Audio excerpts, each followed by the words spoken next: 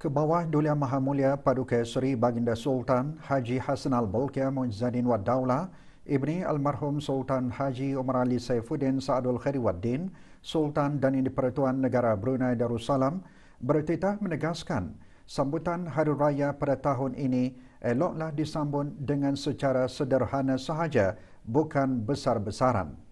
Tegas Baginda selaku jentera kerajaan, suasana Hari Raya bukanlah sebab atau alasan untuk meringankan tugas dan tanggungjawab kerana bekerja dengan gigih dan tekun merupakan satu ibadat dan amanah yang dituntun oleh agama. Justru Baginda mengingatkan agar ia tidak diabaikan demi mengikutkan emosi semata-mata.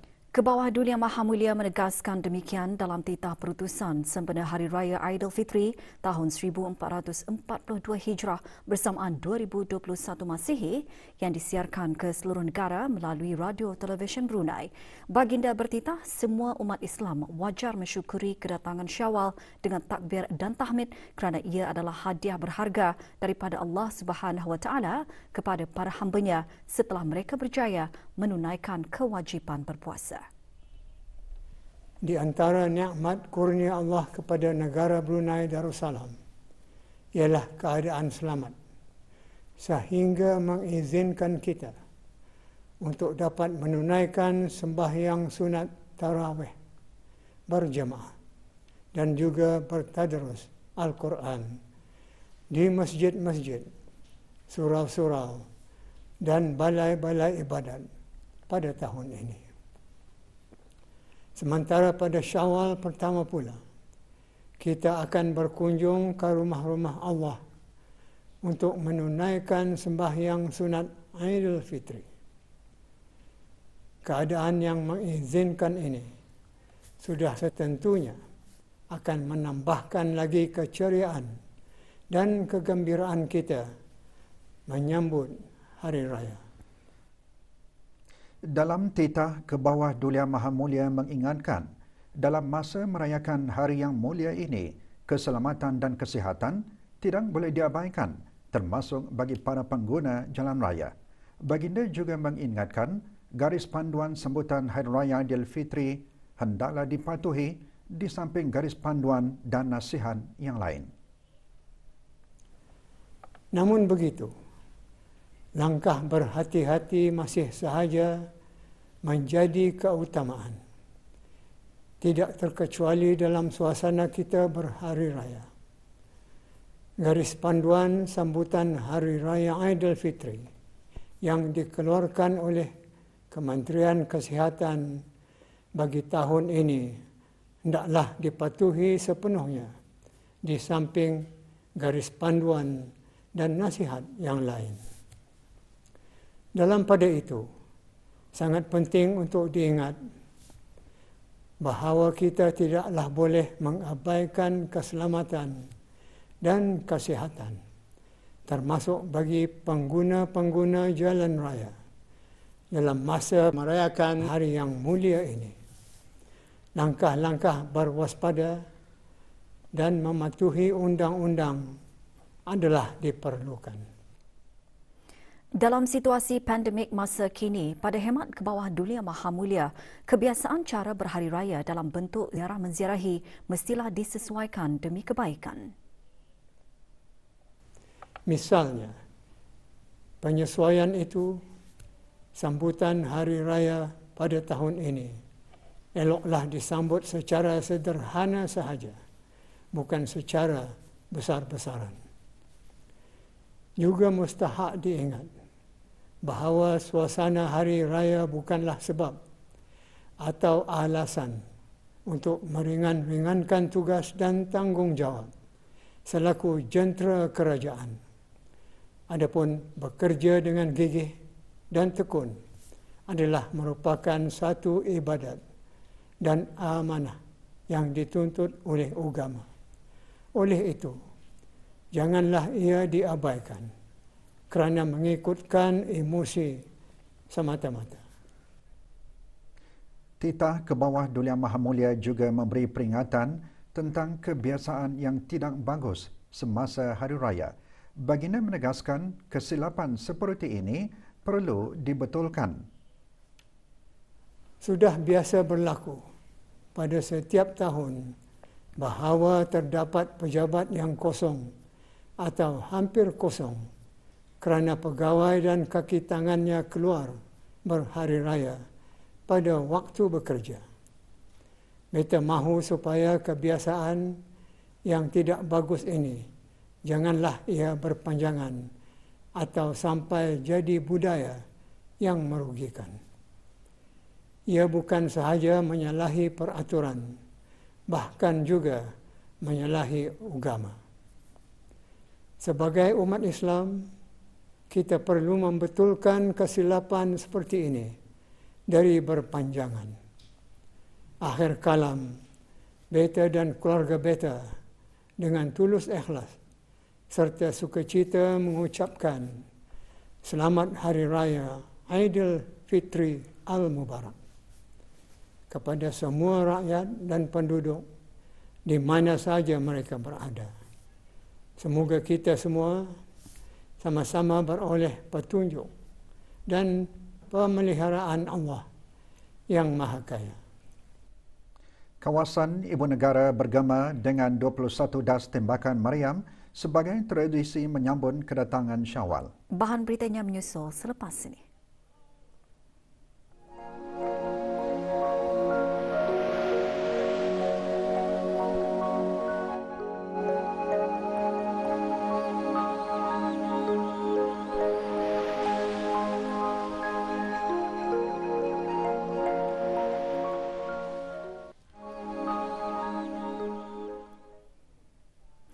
Esok umat Islam di negara Brunei Darussalam akan meraihkan 1 Syawal. Di negara ini sudah menjadi tradisi 1 Syawal disambut dengan 12 das tembakan meriam.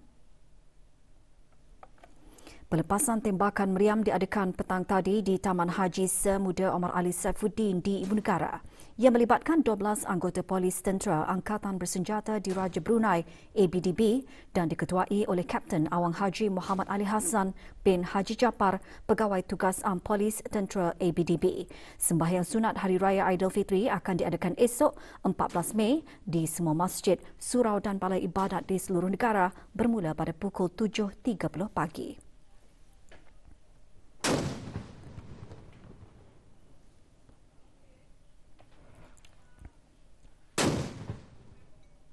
Ramadan baru sahaja meninggalkan kita, pastinya segala amal kebajikan yang dilakukan sepanjang bulan Ramadan akan meninggalkan kesan yang mendalam pada diri setiap umat Islam, lebih-lebih lagi bagi mereka yang benar-benar menghayati erti sebenar Ramadan, bukan sahaja berpuasa, bahkan melakukan amalan-amalan sunat yang lain. Semua itu dilakukan demi mengharapkan keampunan dari Allah Subhanahu Wa Taala. Laporannya bersama Hajah Sahrina Haji Abdul Ghani. Bagi umat Islam, detik-detik perpisahan dengan bulan mulia ini pasti menimbulkan suatu perasaan yang sukar, digambarkan sama ada ucapan syukur kerana diberikan kesempatan untuk menyemarakkan Ramadan dengan berbagai amalan bagi meraih ganjaran pahala dari Allah Subhanahu Wa Taala, atau perasaan sedih kerana terpaksa berpisah dengan bulan kerinduan itu. Sejak awal Ramadan, masjid, surau dan balai ibadat dimeriahkan oleh para jemaah yang tidak mahu melepaskan peluang menunaikan sembahyang sunat tarawih berjamaah selepas masjid, surau dan balai ibadat ditutup tahun lalu berikutan penularan wabak COVID-19. Gembira kerana Allah memberikan saya peluang untuk bertemu dengan bulan Ramadan ini, dan Alhamdulillah bertemu juga dengan 10 malam terakhir. Sedihlah pasal kita ni dah tahu di masa akan datang adakah kita ni akan berjumpa lagi dengan bulan Ramadan ini. Tahun ini macam merasakan Ramadan bulan ini dengan cepat. So aku berharap masa akan datang kita ni semua dapat berjumpa dengan bulan Ramadan lagi. Dapat menjalankan ibadah puasa dan amalan-amalan sunat yang ada di bulan Ramadan yang penuh berkah bersama ahli keluarga dan jemaah-jemaah di masjid yang lain. Selaras dengan namanya sebagai bulan Al-Quran, Ramadan juga diisikan dengan memperbanyakkan membaca Al-Quran secara bertadarus sehingga khatam 30 juz. Qiyamul Lail dan amalan-amalan sunat lain yang dilakukan sepanjang Ramadan diharap dapat mendidik hati setiap insan Muslim agar istiqamah melakukannya walaupun Ramadan sudah berakhir. Keberkatan Ramadan juga mengajar umat Islam untuk lebih bersifat pemurah dan dermawan. Ini dapat dilihat dengan sumbangan dan derma yang datang mencurah-curah bagi golongan yang kurang berkemampuan. Aktiviti-aktiviti amal dan kesukarelawanan juga ditingkatkan bagi membawa keceriaan dan kegembiraan kepada mereka yang memerlukan. Kewajipan membayar zakat juga tidak dilupakan. Ia sebagai simbol keprihatinan dan pemedulian terhadap golongan fakir miskin, anak yatim dan golongan asnaf lain. Ramadan juga sangat dekat bagi sebilangan umat Islam yang mencari rezeki dengan berniaga, meskipun secara kecil-kecilan. Keberkatan menjalankan perniagaan semasa bulan rahmat ini dirasakan begitu berbeza dari bulan-bulan lain. Dengan berakhirnya bulan Ramadan, maka tiba pula bulan Syawal, iaitu hari kemenangan bagi umat Islam selepas berjaya menahan hawa nafsu semasa berpuasa. Hendaknya segala amalan baik yang dipraktikkan semasa Ramadan tidak akan lenyap begitu sahaja sebaik tibanya Syawal. Walaupun Syawal menjelang, kita tidak seharusnya boleh terlalu gembira kerana masih ada negara jiran kita yang dilanda COVID-19. Semoga Ramadan yang dilalui benar-benar memberi keinsafan dalam diri setiap umat Islam agar diampunkan segala dosa lalu dan kita dapat kembali kepada fitrah bersih daripada dosa. Laporan Hajah Sahrina Haji Abdul Ghani untuk Berita RTB. Satu kes import baharu jangkitan COVID-19 dicatatkan hari ini menjadikan jumlah keseluruhan kes jangkitan di negara Brunei Darussalam kepada 232. Kementerian Kesihatan dalam siaran akhbarnya mengenai perkembangan terkini situasi jangkitan COVID-19 memaklumkan kes 232 ialah seorang perempuan berumur 24 tahun yang tiba ke negara ini dari Jakarta pada 29 April 2021. Kes tersebut mengalami selesma sejak 11 Mei. Penyiasatan dan pengesanan kontak mengesahkan tidak ada kontak terdekat memandangkan dia dikuarantin sebaik sahaja tiba ke negara ini dan keseluruhan pengendalian perjalanan semasa ketibaan dan pengasingan diri adalah mengikut standard prosedur operasi. Pada ketika ini, 9 kes aktif menerima rawatan di Pusat Pengasingan Kebangsaan dalam keadaan baik.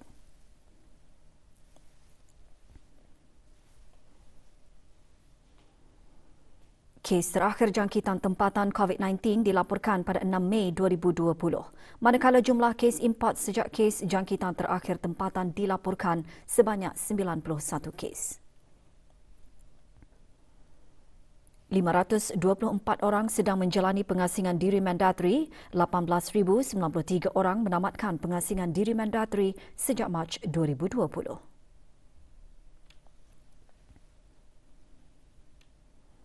Manakala 184 sampel ujian virus SARS-CoV-2 telah dilaksanakan, menjadikan jumlah keseluruhan ujian makmal yang dijalankan sejak Januari 2020 kepada 123,068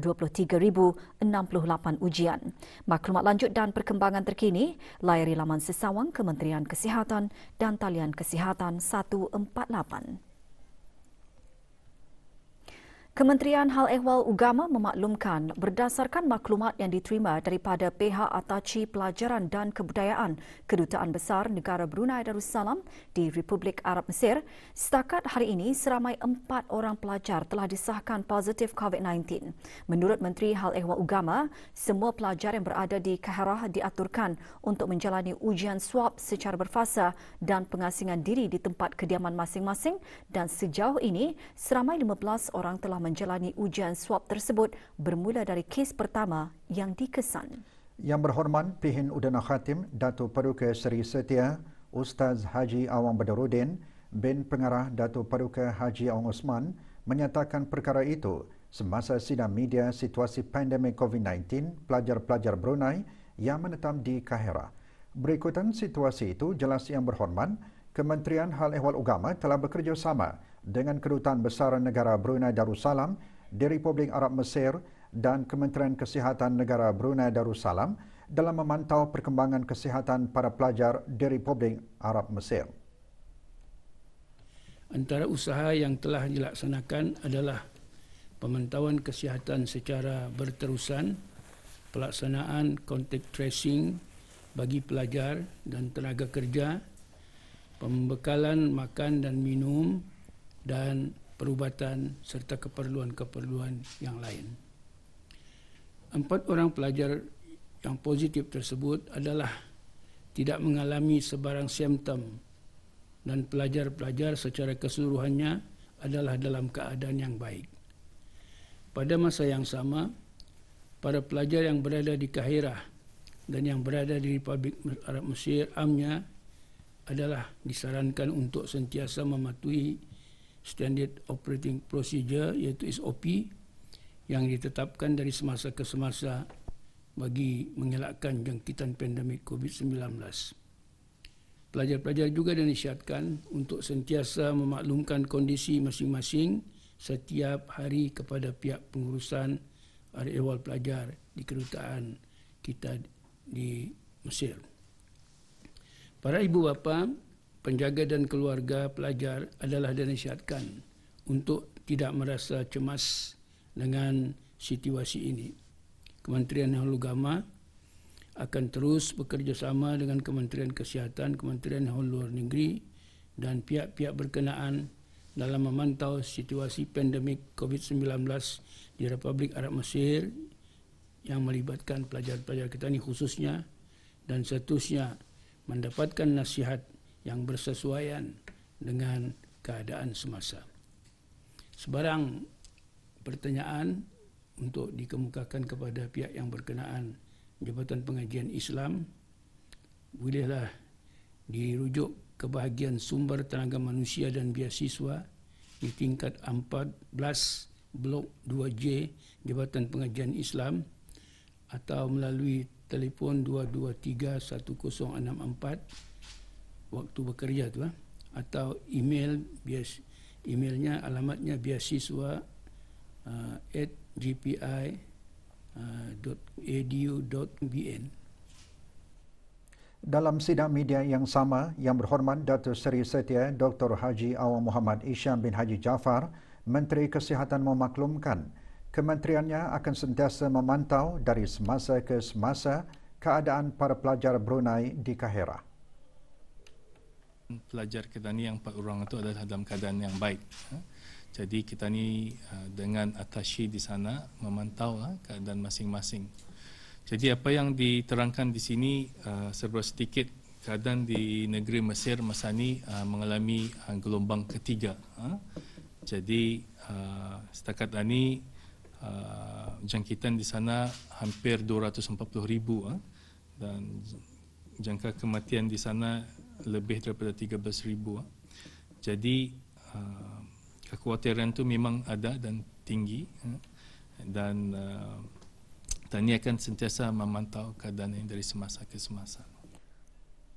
Sejak program vaksinasi COVID-19 dilaksanakan pada 3 April lalu, setakat kemarin 12 Mei 2021, seramai 27,074 orang menerima suntikan vaksin COVID-19. Vaksinasi tersebut merupakan langkah yang paling efektif untuk memutuskan rantaian jangkitan COVID-19 dan dapat membantu menghindari dari sakit turun walaupun individu tersebut dijangkiti COVID-19.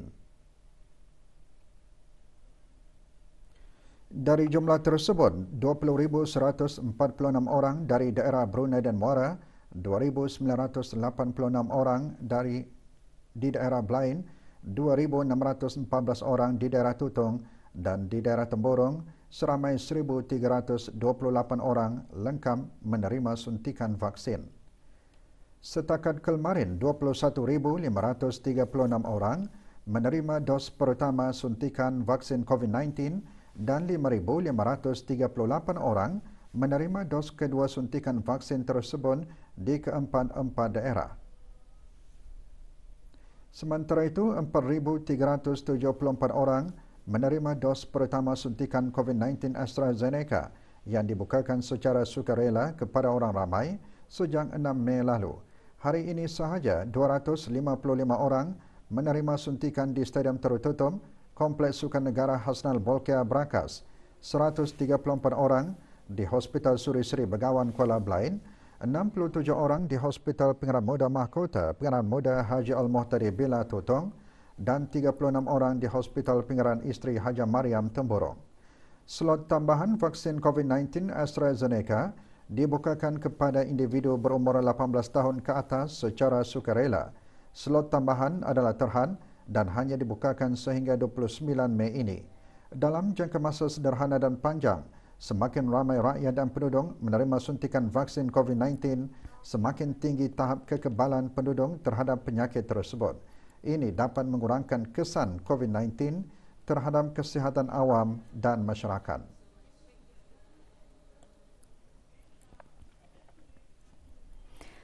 Kerja-kerja pembaikan paip air utama di Lebuh Raya Muara Tutong kini giat dilaksanakan susulan kebocoran di 3 lokasi di sepanjang Lebuh Raya tersebut.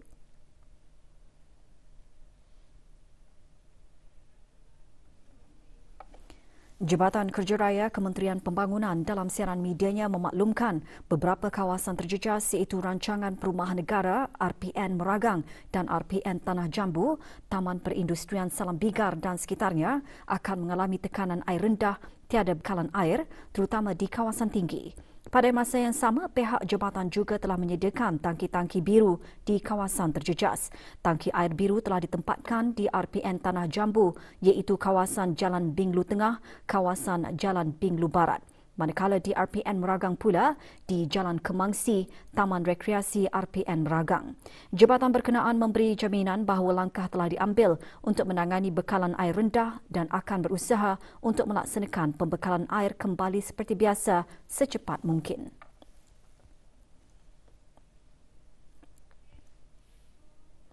Semua perkhidmatan kaunter Jabatan Pengangkutan Darat JPD, Kementerian Pengangkutan dan Infokomunikasi ditutup sempena cuti awam sambutan Hari Raya Aidilfitri.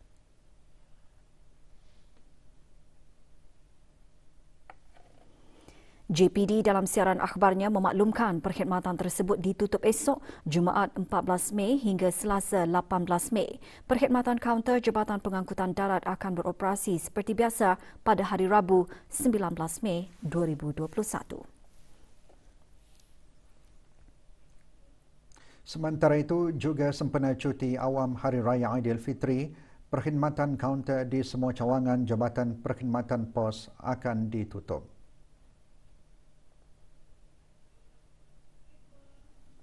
Perkhidmatan tersebut ditutup esok Jumaat 14 Mei hingga Selasa 18 Mei. Perkhidmatan kaunter Jabatan Perkhidmatan Pos akan beroperasi seperti biasa pada hari Rabu 19 Mei 2021.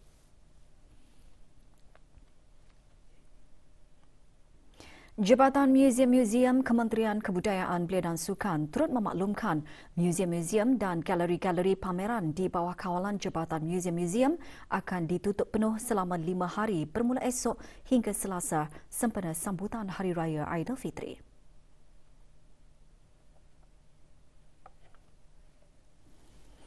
Muzium dan galeri pameran tersebut ialah Muzium Alat Kebesaran Diraja, Muzium Teknologi Melayu, Muzium Maritim Brunei Darussalam, Muzium Daerah Blaid, Taman Warisan Tasik Merimbun, Galeri Sukan Negara Brunei Darussalam dan Pusat Informasi Tapak Arkeologi Kota Batu. Dewan-dewan pameran akan dibukakan semula untuk kunjungan pelawat pada Rabu 19 Mei 2021. Manakala Galeri Sukan Negara Brunei Darussalam akan ditutup sementara dari 19 Mei 2021 hingga 28 Mei 2021 disebabkan projek penaktarafan Stadium Negara Hasnal Bolkiah yang melibatkan kawasan galeri berkenaan. Galeri Sukan Negara Brunei Darussalam akan dibuka seperti biasa pada 29 Mei 2021 tertakluk kepada keadaan projek penaktarafan berkenaan.